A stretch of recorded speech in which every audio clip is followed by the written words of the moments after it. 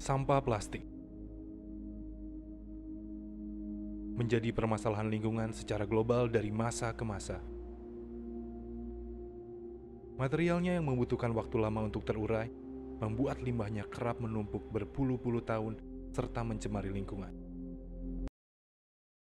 Assalamualaikum warahmatullahi wabarakatuh. My dear friends and brothers and the honorable the judges, it was such a heartbreaking video. Indonesia's oceans, which should be the paradise for marine life, are now being converted into a paradise of plastic waste. Sadly, Indonesia ranks in the second highest as the most waste-producing country in the world.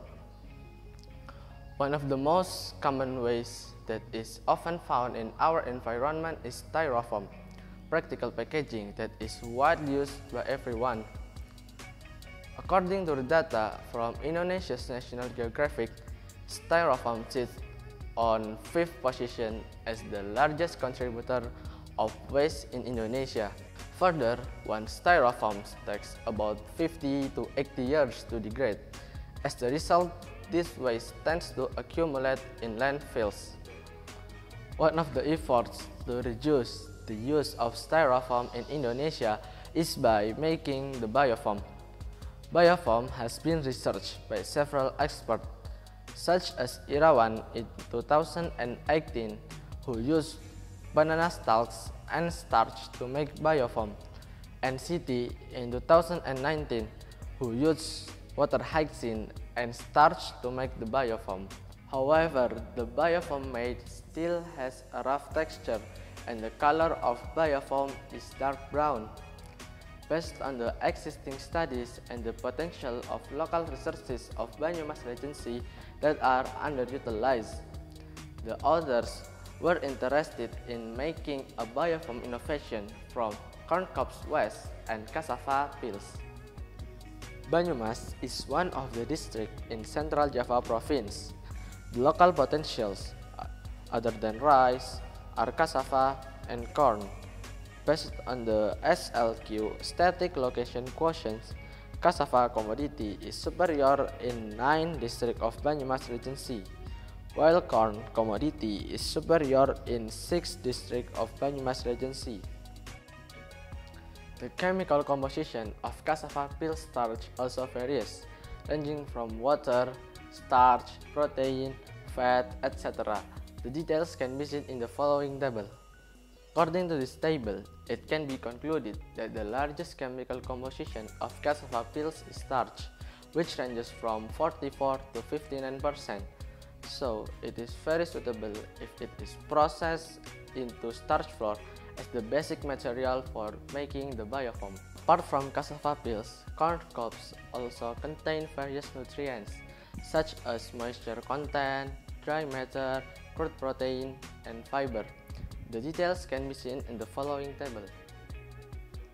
Based on the table, it is known that the crude fiber contents in corn cobs are quite a lot, so it is very suitable to be combined with starch flour as a strengthening material for the Biofoam structure. Our research methodology will start with the process of making flour using natural ingredients of cassava peels and corn cob powder.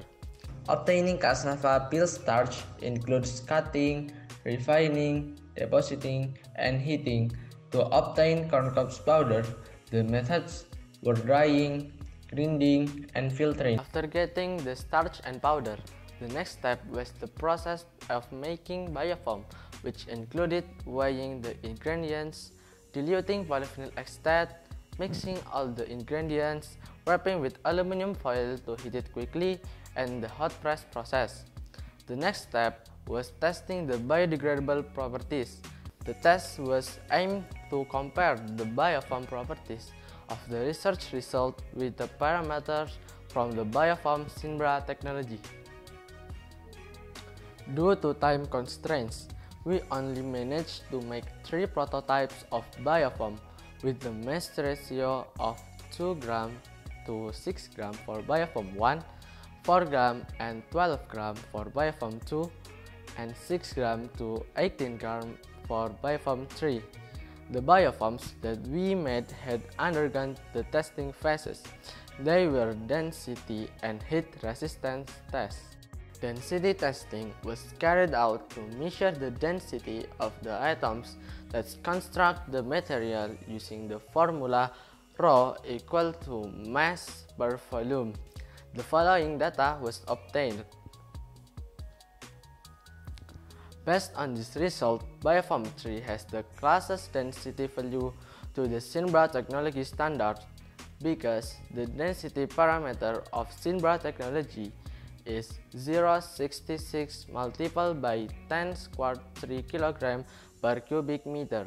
The heat resistance test was done by placing the biofoam on a beaker for 5 and 10 minutes, where the beaker was filled with hot water with a temperature of 50 degrees Celsius, 60 degrees Celsius, and 70 degrees Celsius. Following data was obtained.